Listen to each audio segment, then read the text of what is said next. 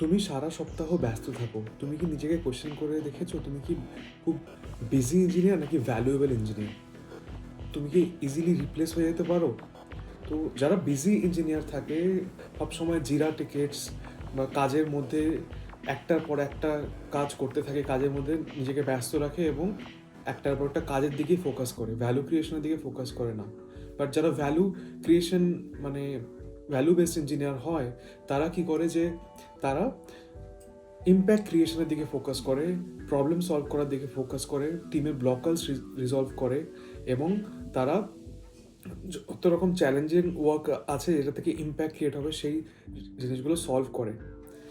Busy ইঞ্জিনিয়ার্সরা কি করে যে ওভার টাইম করে, বাট তাদের গ্রোথ স্ট্যাগনেন্ট থাকে, তারা জানে না এক্স্যাক্টলি কী করতে হবে, বাট কাজ করতে থাকে, কাজের দিকে মেনলি ফোকাস করে। আর যারা ভ্যালুয়েবল ইঞ্জিনিয়ার থাকে তারা হচ্ছে জানে যে কতটুকু কাজ করতে হবে, কোথায় না বলতে হবে এবং জানে যে কোন কাজগুলো তাদের ভবিষ্যৎকে আরও বেশি গ্রোথ ওরিয়েন্টেড বানিয়ে দিতে পারে, কখন আপ স্কিল করতে হবে সেটাও তারা জানে।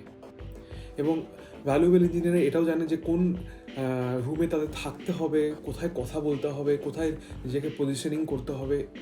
তো এই জিনিসগুলো ভ্যালুয়েবল ইঞ্জিনিয়ার খুব ভালো মতো জানে, তাদের ভয়েস হার্ড হয়, রেসপেক্টেড হয়। So if you want to also be a valuable engineer, there's a link in my bio. You can also check out that. And if you like this video, then save the reel and follow me, subscribe.